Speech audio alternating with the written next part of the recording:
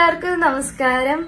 അപ്പൊ Bigg Boss season 7 cup വാങ്ങിക്കൊടുത്ത PR വിനുസാറിനും ടീമുകൾക്കും എന്റെ അഭിനന്ദനങ്ങൾ.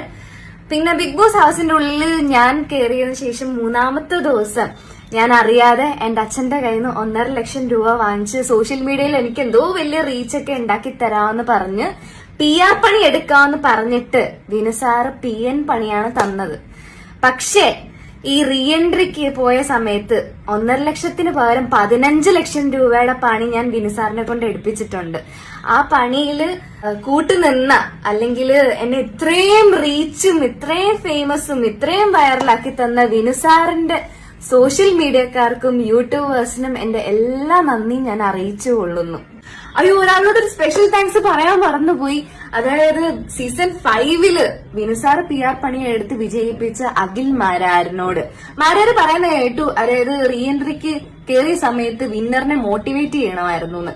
പക്ഷേ ഞാൻ മോട്ടിവേറ്റ് അല്ലല്ലോ ചെയ്തത്, അതിനു പകരം ഞാൻ കപ്പ് വാങ്ങിച്ചു കൊടുത്തല്ലോ. വിനുസാറും പിന്നെ വിന്നറിന്റെ ഫാൻസ് എല്ലാം കൂടിയാ പറയുന്നത്. അതറിഞ്ഞാലും ഒത്തിരി സന്തോഷമുണ്ട്. എന്തായാലും വിന്നർക്ക് ഞാൻ കാരണം കപ്പ് കിട്ടിയല്ലോ. പിന്നെ അഖിൽ മാരാറിനോട്, മാരാര് കൊട്ടിയാൽ മാക്രി കരയുമായിരിക്കും, പക്ഷെ അഡ്വക്കേറ്റ് ശൈത്യ കരയത്തില്ല. മാരാര് ഇരിക്കുന്ന തട്ട് താണേ ഇരിക്കത്തുള്ളൂ എന്ന് മാരാരും മാരാറിന്റെ ഫാൻസുകളൊക്കെ എപ്പോഴും പറയുന്നത് കേട്ടിട്ടുണ്ട്.